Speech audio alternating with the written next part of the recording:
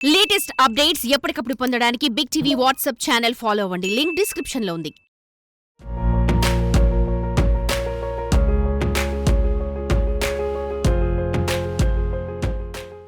గిరిజన ప్రాంతంలో గిరిపుత్రులు అనారోగ్యానికి గురైనప్పుడు వారిని ఆసుపత్రికి తీసుకువెళ్లడానికి డోలీలు వాడటం సాధారణ విషయం.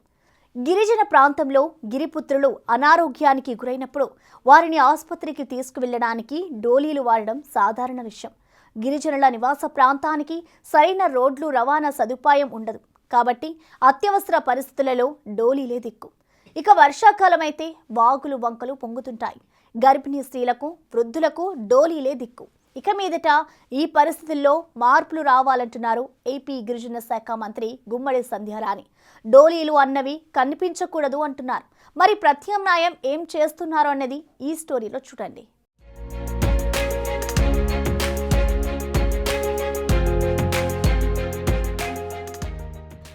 పార్వతీపురం మన్యం జిల్లా సాలూరు మండలం కరడవలస గ్రామంలో గిరి ఆరోగ్య కేంద్రాన్ని స్త్రీ శిశు సంక్షేమ శాఖ మరియు గిరిజన శాఖ మంత్రి గుమ్మడి సంధ్యారాణి ప్రారంభించారు. సాలూరు మండలం కరడవలసలో గిరి ఆరోగ్య కేంద్రాన్ని ప్రారంభించడానికి వచ్చిన మంత్రికి అక్కడి గిరిజనులు మహిళలు హారతులిచ్చి ధింసా డాన్సులతో స్వాగతం పలికారు.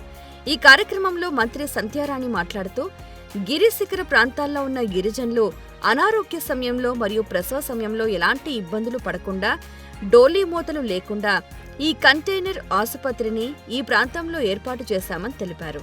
కొత్త ప్రభుత్వం వచ్చిన తరువాత గిరిజనులకు మంచి జరిగిందని, డోలీ మూతలకు స్వస్తి పలకాలని సీఎం ఆదేశాలు జారీ చేశారని, తొలి పైలట్ ప్రాజెక్టుగా పార్వతీపురం మన్యం జిల్లా సాలూరు మండలం గిరిశిఖర ప్రాంతం కరడవలసలో కంటైనర్ ఆసుపత్రిని ప్రారంభించామన్నారు. దీనికి గిరి ఆరోగ్య కేంద్రం అని నామకరణం చేశారు. ఈ గిరి ఆరోగ్య ఆసుపత్రిలో 4 బెడ్లతో కూడిన గదిని ఏర్పాటు చేశారు. ఈ ఆసుపత్రి వలన గిరిజనులకు మేలు జరగనుంది.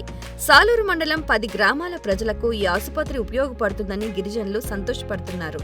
ఈ ఆసుపత్రిలో వైద్యుని గది, రోగులకు 15 రకాల వైద్య పరీక్షలు చేయనున్నారు.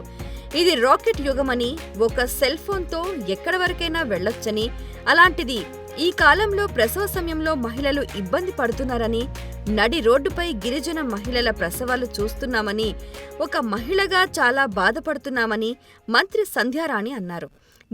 ఇప్పుడు డోలీల మోత ఉండకూడదు అని ఈ మన గవర్నమెంట్లో, ఇప్పుడు కూటమి ప్రభుత్వంలో చంద్రబాబు నాయుడు గారి ఆదేశాల మేరకు ఎక్కడ కూడా డోలీల మోతలు ఉండకూడదు.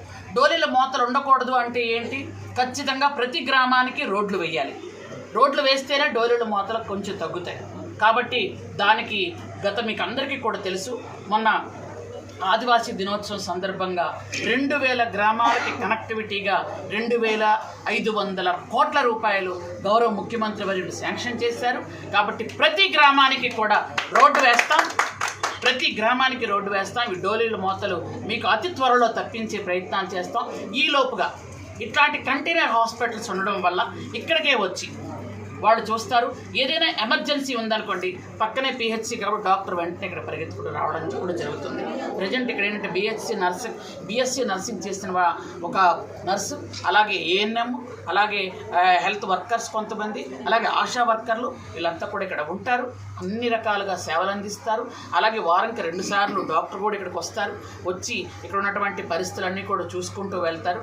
కాబట్టి ముఖ్యంగా మీ అందరికీ తెలుసు, ఈ మధ్యకాలంలో రక్తహీనతతో చనిపోయిన వాళ్ళకి ఒక ఇంజెక్షన్ వచ్చింది. ఆ ఇంజెక్షన్ ఏంటంటే, ఒక ఇంజెక్షన్ 2000 రూపాయలు. ఆ ఇంజెక్షన్ ఒక్కసారి చేస్తే 1 మినిట్లో 1 గ్రామ్ అంటే 1 HB పెరుగుతుంది ఒకే 1 నిమిషంలో. గిరిజనులు మాట్లాడుతూ, మాకు ఏదైనా వైద్యం అందాలంటే చాలా శ్రమ, ఖర్చుతో కూడుకున్న పని అని, ఇప్పుడు ఈ కంటైనర్ ఆసుపత్రి అందుబాటులోకి రావటం చాలా ఆనందకరమన్నారు. ఈ ఆసుపత్రిని అందుబాటులోకి తెచ్చేందుకు మేము ప్రభుత్వానికి ధన్యవాదాలు తెలుపుతున్నామని గిరిజనులు తెలిపారు. ఈ కార్యక్రమంలో కలెక్టర్తో పాటు డిఎఫ్ఓ మరియు డిప్యూటీ డిహెచ్ఎంఓ, వైద్యులు, గిరిజనులు పాల్గొన్నారు.